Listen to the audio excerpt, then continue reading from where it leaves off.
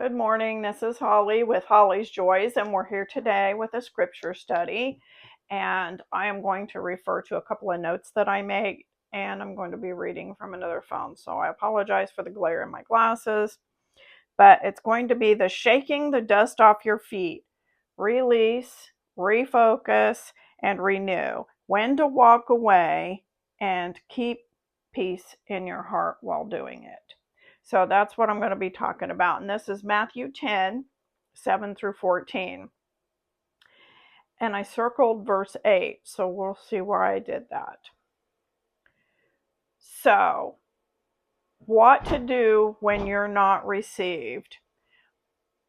Like you want to tell somebody something you think is very valuable, and they're just like, nah, not into it. When your advice is rejected, when you're not received for who you are personally. So people want you to change who you are in order to, like, I don't know, be with them, be accepted by them. So now I'm going to read the scripture. Once again, Matthew 10, 7 through 14. Here we go. And as you go preaching, saying, the kingdom of heaven is at hand, heal the sick, cleanse the lepers, raise the dead, cast out demons. Freely you have received, freely give. That was verse 8.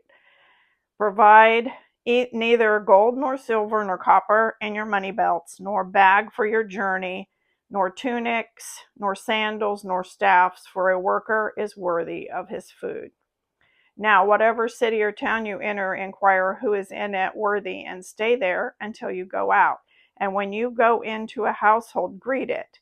If the household is worthy, let your peace come upon it, but if it is not worthy, let your peace return to you. That's something else. And whoever will not receive you, nor hear your words when you depart from that house or city, shake the dust from your feet. Let's revisit number 13 there. If the household is worthy, let your peace come upon it, but if it is not worthy, let your peace return to you. So I thought that was interesting, just as I was reading that out loud to you, that it's not saying get mad at those people, put a curse on those people. It's just saying don't let your peace rest on them. Keep it for yourself. I thought that was really interesting too. But if it is not worthy, let your peace return to you. Okay, and then the last one, and whoever will not receive you nor hear your words when you depart from that house or city, shake the dust from your feet. Okay, now let's go, excuse me, and just reflect on this a little bit. So Jesus is sending his disciples out to teach, teach, heal, and share the message. He's advising them what to do if someone's like, nah, we don't want your message, we don't believe you, whatever it is, right? We reject you, we're not receiving it. So he's not telling them to get mad, tell those people off. He's not telling them to, like, insist. No, you have to hear this. Let me rephrase it so you can understand what I'm saying. No, you say it the way you're supposed to say it, and then you leave it be. He doesn't say go sue them because they hurt your feelings or they upset you or they rejected you or whatever it is. Don't carry bitterness in your heart when somebody has a differing opinion than you do, or a different stance, or they don't want to believe what you believe. You're saying what you think you're supposed to say, and they're like, nah, not into it.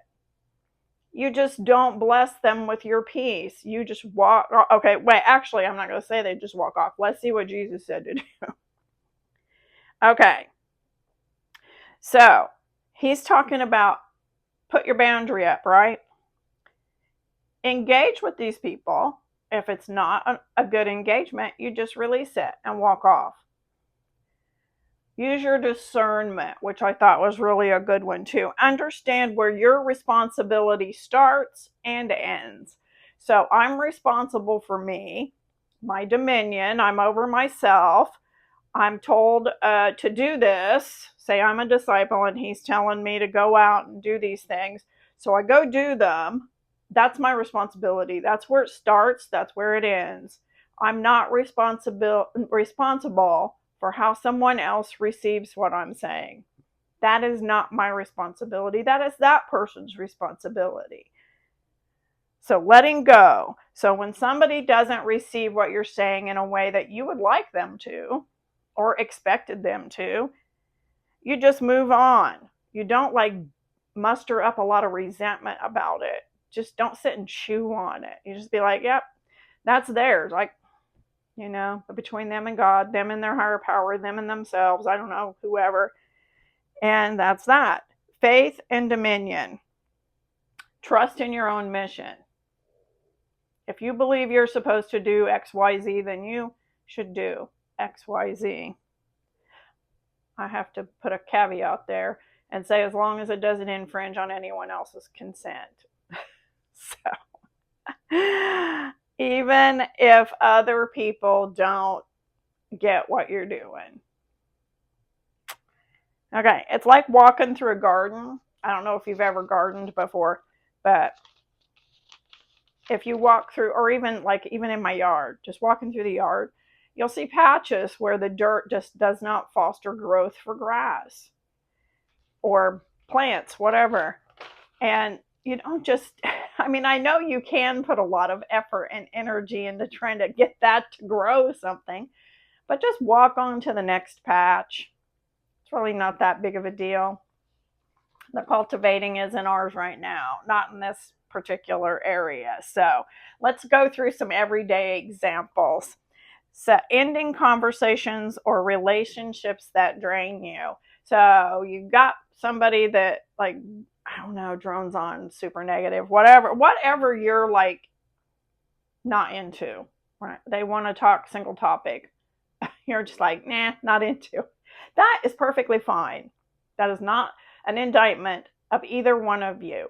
That is just saying we're not into it. We'll just move on with this relationship, or at least this conversation. So shaking that dust off. Let go of unmet expectations. Shake the dust off from things that you thought should be and aren't. Just shake the dust off. If you have to visualize yourself standing at the edge of a town, like Jesus was talking about, you're leaving the city, or a doorway, you're leaving their house, shaking that dirt off your feet. Trust your own path and intentions without needing someone else's approval. This has been a big one for me. I think a lot of people really are addicted to approval from other people. Only need approval from your higher power and yourself, or whoever, just you, really, just you. So notice your own life and where you are, where you're going to be. You're human, so you're going to be having places in your life where you're holding on to these things that aren't really benefiting you. Just kind of a practical observation of living. So if you have some of these things that are like right at the surface and they could jump right to your mind, this particular person, this particular type of conversation, this whatever it is, right? And you're ready to let go of that. So just consider it might be a benefit for you to shake that off, or at least shake it down to to a smaller time.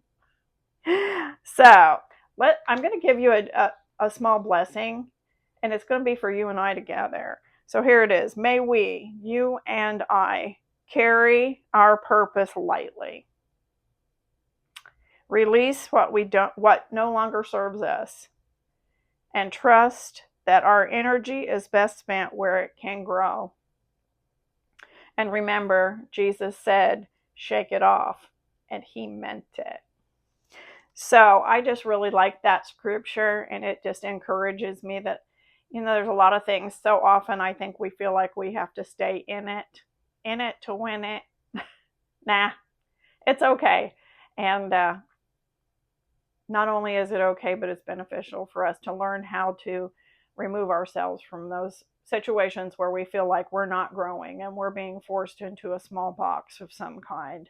So anyway, that's what I have for you today. That was Matthew 7 through 14. And go in your laboratory of life and see what things you need to shake off. Shake that dust. We'll see you next time. Thumbs me up. share, like, do all the things, follow. I'm on TikTok now under Holly's Joys again, and we'll see you next time. Have a great day. Bye.